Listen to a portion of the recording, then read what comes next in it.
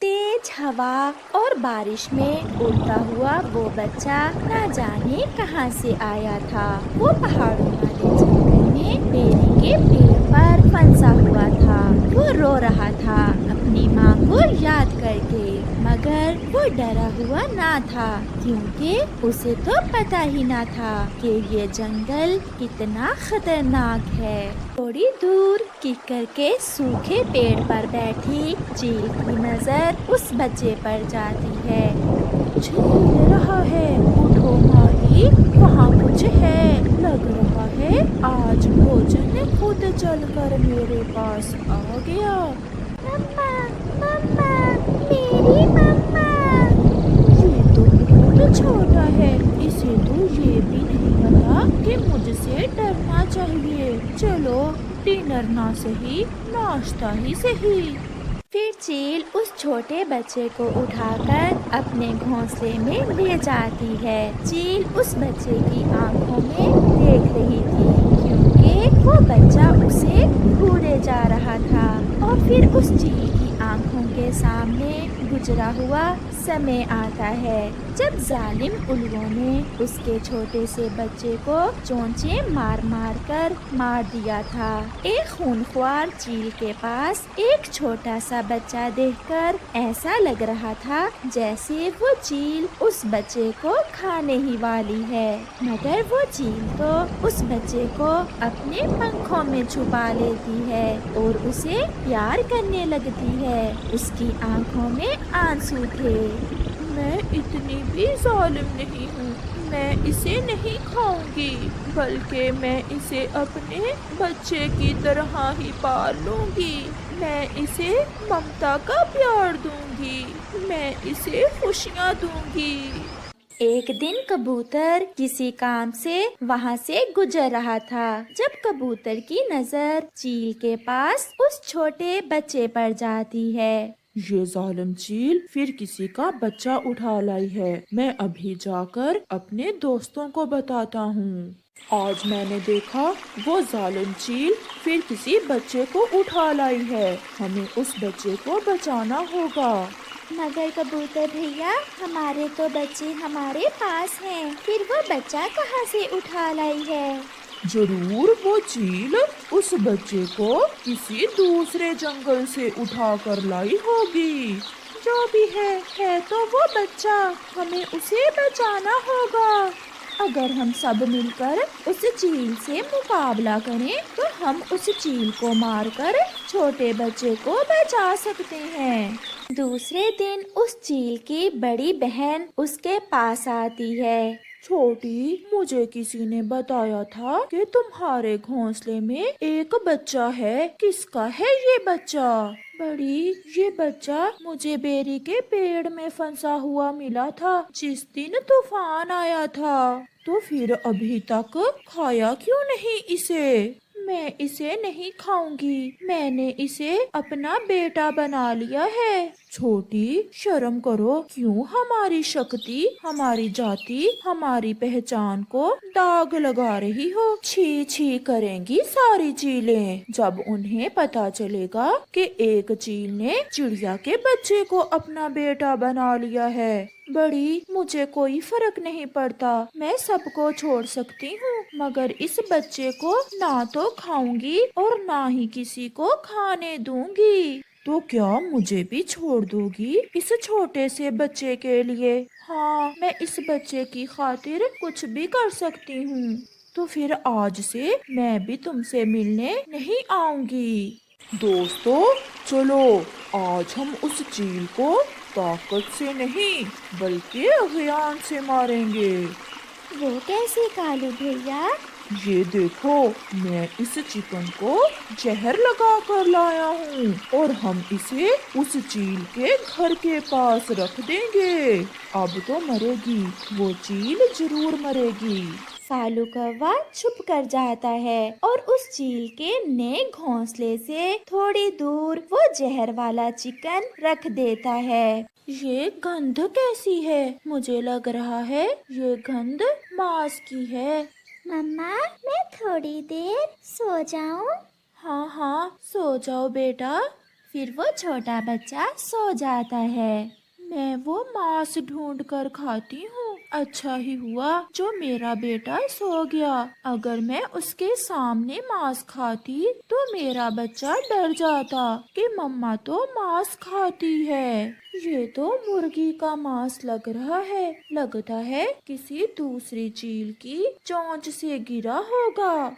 चील वो मांस खा लेती है और दूसरी सांस नहीं लेती, वो वहीं मर जाती है। आप सब कौन हैं? उस दिन भी आप मेरी मम्मा को मारने आए थे। मम्मा ने बताया कि आप मम्मा के दुश्मन हो। क्या बेटा, ये आप क्या बात कर रहे हो? ये तो जालिम चील है, ये आपकी मम्मा नहीं हो सकती। ये तो आपको खाना चाहती थी। मम्मा ने मुझे बेरी के पेड़ से निकाल कर बड़ा किया। मैं अपनी मम्मा से बहुत प्यार करता हूँ। मम्मा मम्मा, मेरी मम्मा बात क्यों नहीं कर रही है? वो बच्चा ये नहीं जानता था कि अब उसकी मम्मा मर गई है, वो कभी बात नहीं करेगी। हमने समझने में गलती की चिड़िया, हमने बेगुनाह की जान ली। बड़ी गलती हुई है हमसे। हमने तो ये सोचा ही नहीं कि कोई कितना भी जालिम हो, आखिर दिल तो उसके अंदर भी होता है। चिड़िया की तोते से दोस्ती थी। चिड़िया और मिठू तोता दोनों एक साथ दाना लेने जाते थे। कभी चिड़िया तोते को बुलाने आ जाती तो कभी तोता चिड़िया को लेने उसके घर आ जाता। चिड़िया बहन, आज हम अमरूदों के बाग में जाएंगे। वहाँ बहुत मीठे मीठे अमरूद हैं। मिठू, गुड़िया के लिए चावल का दाना भी लाना है आज। गुड़िया सुबह से ही चावल मांग रही है। दोनों अपने घर से निकलते हैं। देखो कालू, कैसे वो छोटी चिड़िया और मोटी चोंच वाले में दोस्ती है। दोनों एक दूसरे का कितना ख्याल रखते हैं। गोरी, सच पूछो तो मुझे भी इन दोनों का साथ एक आंख नहीं भाता। कालू, मेरे सुंदर पति, कुछ ऐसा करो कि इन दोनों में लड़ाई हो जाए और ये एक दूसरे पर पत्थर मारे, फिर ही मेरे कलेजे को ठंड पड़ेगी। इसका प्लान मैंने तैयार कर लिया है, तुम चिंता न करो। कुछ ही दिनों में मिट्ठू और चिड़िया जंगल में एक दूसरे के सबसे बड़े दुश्मन बन जाएंगे।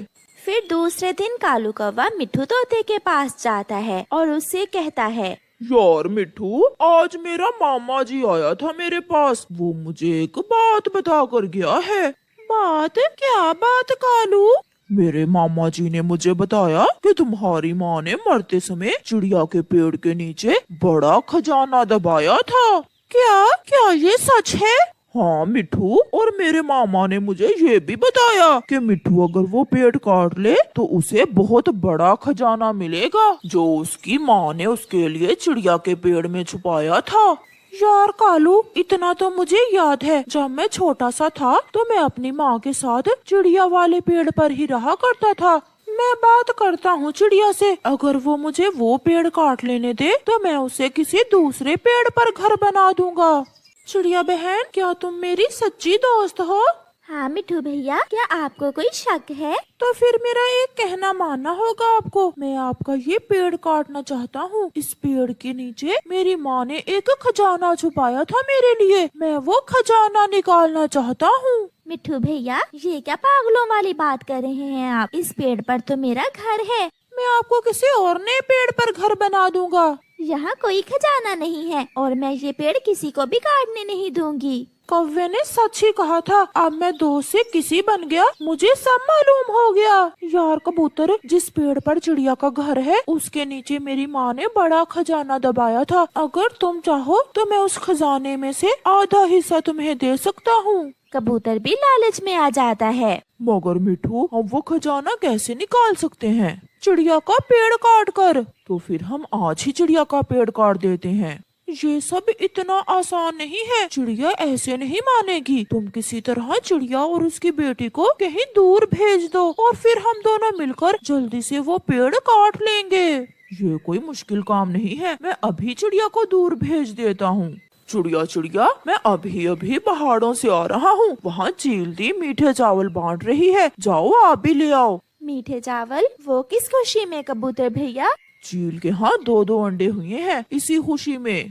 जल्दी से चिड़िया अपनी बेटी को साथ लेकर पहाड़ों की तरफ मीठे चावल लेने चली जाती है।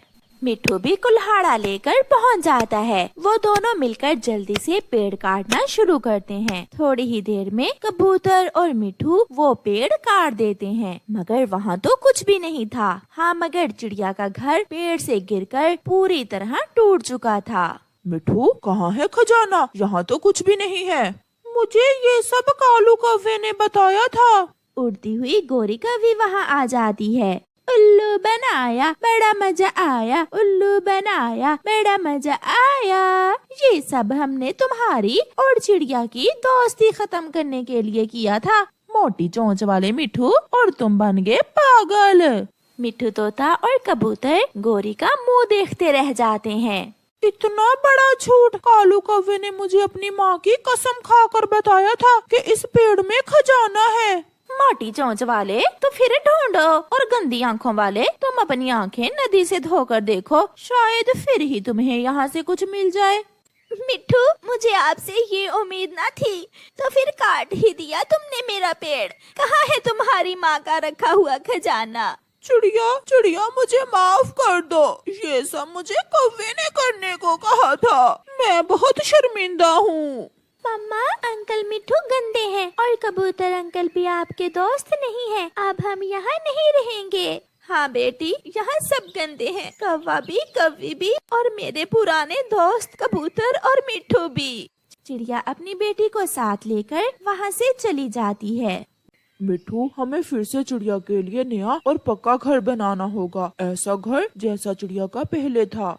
फिर वो दोनों काम शुरू करते हैं और चिड़िया के लिए पक्का घर बनाने लगते हैं। चिड़िया बहन, मैं आपको लेने आया हूँ, मेरे साथ चले।